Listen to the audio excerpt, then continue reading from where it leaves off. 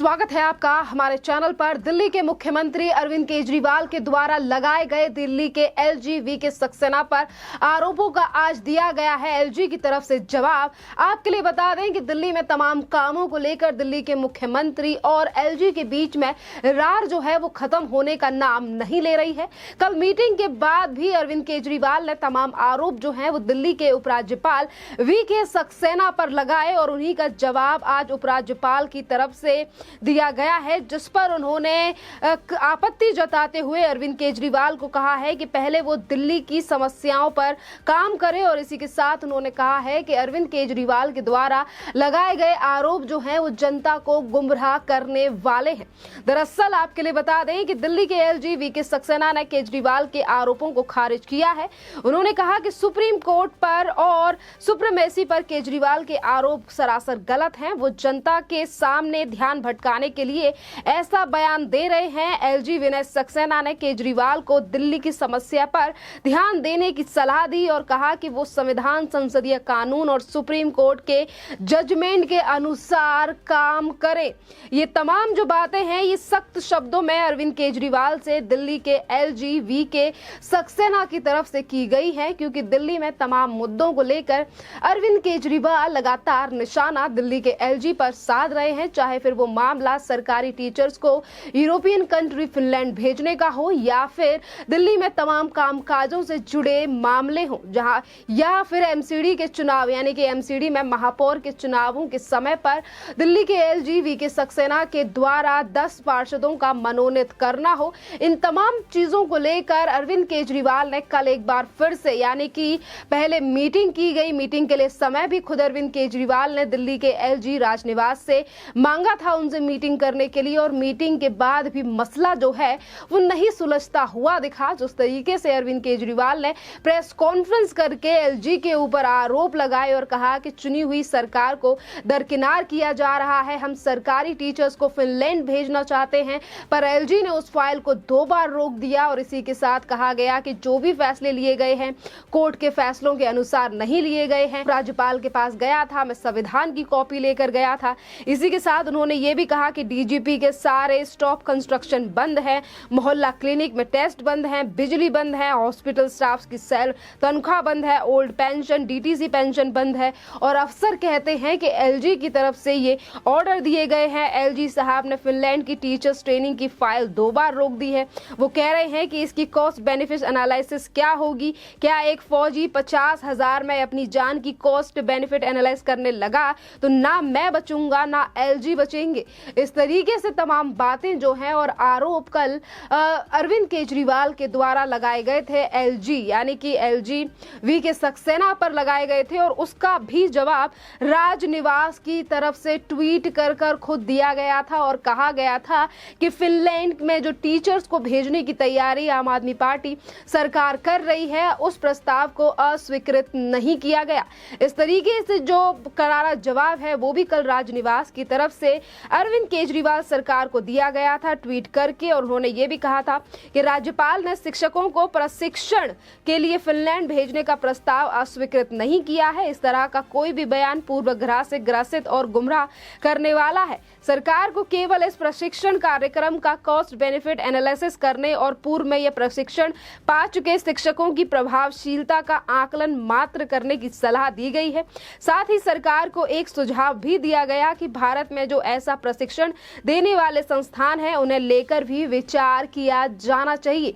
ये तमाम बातें जो हैं वो राजनिवास की तरफ से की गई और जवाब दिया गया दिल्ली के मुख्यमंत्री अरविंद केजरीवाल और डिप्टी सीएम मनीष सिसोदिया को, क्योंकि ये जो आरोप हैं ये सिर्फ दिल्ली के मुख्यमंत्री अरविंद केजरीवाल की ही तरफ से नहीं लगाए गए। फिनलैंड को लेकर जो टीचर्स को भेजने की तैयारी अरविंद केजरीवाल सरकार कर रही है, जिस तरीके से कॉस्ट एनालिसिस करने की बात दिल्ली के उपराज्यपाल वी सक्सेना ने की है, क्योंकि ये कहा गया है, ये पूछा गया है कि अगर आप इतने 30 टीचर्स आप विदेश भेज रहे हैं, यूरोपियन कंट्री फिनलैंड भेज रहे हैं और आप ये चाहते हैं कि टीचर्स वहां ट्रेनिंग कर आए और उनका प्रभाव जो है वो दिल्ली के सरकारी स्कूलों में पड़े, तो आपको ये देखना चाहिए कि कितना खर्चा जो है इस पूरे मामले पर आने वाला है, कितनी फीस जाने में आने में ट्रेनिंग में लगेगी। तो इसको लेकर अरविंद केजरीवाल ने कल ये तक कहा अपनी प्रेस कॉन्फ्रेंस में कि हम अपना पैसा बचाकर टीचर्स को वहां भेज रहे हैं, नेता जाते हैं, अफसर जाते हैं। बीजेपी की सरकार ने कभी किसी को बाहर विदेश नहीं भेजा है। तो वहीं दूसरी तरफ आज जनता की तरफ से भी यही सवाल जो है वो अरविंद केजरीवाल से पूछा जा रहा है कि अरविंद केजरीवाल ने ये पैसा कहां से बचाया है। अगर बचाया है तो वो दिल्ली के तमाम कामों में लगाएं। अगर वो ये कह रहे हैं कि दिल्ली के मोहल्ला क्लिनिकों में टेस्ट नहीं हो रहे हैं तो उस पैसे को वहां लगाया जाए और स्कूलों की दीवारों पे जो सिर्फ रंगाई की जा रही है वहां पर टीचर्स की भर्तियां कराई जाए। क्योंकि कई बार सीएजी की रिपोर्ट सामने आ चुकी है, वो भी दिल्ली के सरकारी स्कूलों को लेकर, जहां पर प्रिंसिपल से लेकर वाइस प्रिंसिपल उस स्कूलों में मौजूद नहीं है तो उन टीचर्स को सैलरी दी जाए और जो खाली रिक्त स्थान है उन्हें भरा जाए और वहां पर टीचर्स की जो कमी है वो पूरी की जाए। और वहीं दूसरी तरफ जो फिनलैंड वाली बात है, फिनलैंड भेजने की तैयारी आम आदमी पार्टी कर रही है और ये कहा जा रहा है कि हमारा पैसा है। तो वहीं ये भी सवाल उठ रहा है कि अरविंद केजरीवाल अपना पैसा बोलकर दिल्ली की जनता का जो टैक्स का पैसा है वो किस तरीके से बर्बाद कर रहे हैं। वो अरविंद केजरीवाल बखूबी जानते हैं कि एक तरफ टीचर्स को विदेश भेजने की रणनीति वो बना रहे हैं, वहीं दूसरी तरफ पैसा कहां से आएगा, पैसे का मैनेजमेंट कहां से होगा, इस पूरे मामले को लेकर आज वो जिम्मेदार ठहरा रहे हैं। दिल्ली के उपराज्यपाल वीके सक्सेना को जिम्मेदार ठहराया जा रहा है। तो वहीं दूसरी तरफ कहा जा रहा है कि फाइल को रोक दिया गया है। दरअसल मुद्दा सिर्फ एक फिनलैंड का ही नहीं है, क्योंकि इसके अलावा तमाम ऐसे काम हैं जिनको लेकर आज अरविंद केजरीवाल लगातार निशाना साधते हुए नजर आते हैं दिल्ली के उपराज्यपाल वीके सक्सेना को। क्योंकि कल प्रेस कॉन्फ्रेंस करते हुए जहां एक तरफ उन्होंने फिनलैंड का मुद्दा उठाया तो वहीं दूसरी तरफ उन्होंने ये भी कहा कि जैस्मिन शाह का जो दफ्तर सील किया गया उपराज्यपाल की तरफ से वो भी गलत था। 10 पार्षद मनोनीत किए गए थे वो भी गलत थे। दिल्ली के एलजी कोई भी फैसला अकेले नहीं ले सकते हैं और संविधान की कई पंक्तियों में ये बातें जो हैं वो लिखी हुई है, पर दिल्ली के उपराज्यपाल बातें समझने के लिए तैयार नहीं है। इस तरीके से तमाम जो आरोप हैं वो अरविंद केजरीवाल की इस सरकार जो है वो दिल्ली के उपराज्यपाल पर लगातार लगाती हुई नजर आती है। पर हर बार ही जवाब जो है वो कड़े शब्दों में एलजी हाउस की तरफ से दिया जाता है, दिल्ली के एलजी वीके सक्सेना की तरफ से दिया जाता है। और इस फिनलैंड के मामले को लेकर एक तरफ आम आदमी पार्टी सरकार का ये कहना है कि वो धरना प्रदर्शन करेंगे, तो वहीं दूसरी तरफ उन्होंने राजनिवास ने स्थिति को साफ कर दिया है और उन्होंने तमाम चीजों को लेकर बात जो है वो कह दी है।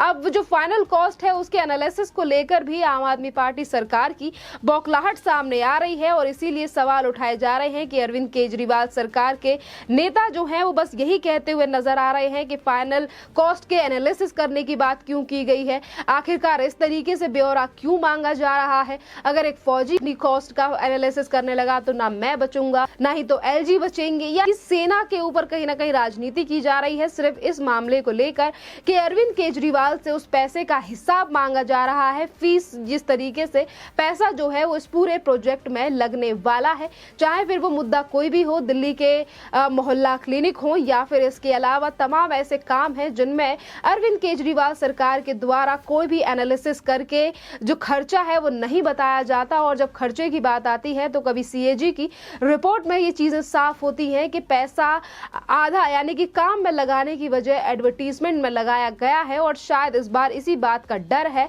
अरविंद केजरीवाल सरकार को और इसीलिए बार बार पर दिल्ली के उपराज्यपाल वीके सक्सेना को घेरने का प्रयास आम आदमी पार्टी करती हुई नजर आ रही है। पर हर बार विफलता हाथ लग रही है आम आदमी पार्टी सरकार के, क्योंकि एक तरफ राजनिवास की तरफ से जवाब दिया जा रहा है तो वहीं दूसरी तरफ खुद एलजी अपने ट्विटर से लिखकर जवाब दे रहे हैं अरविंद केजरीवाल सरकार और उनके नेताओं को। खैर, इस पूरे मामले पर आपकी जो भी राय हो आप हमें कमेंट करके जरूर बताइए।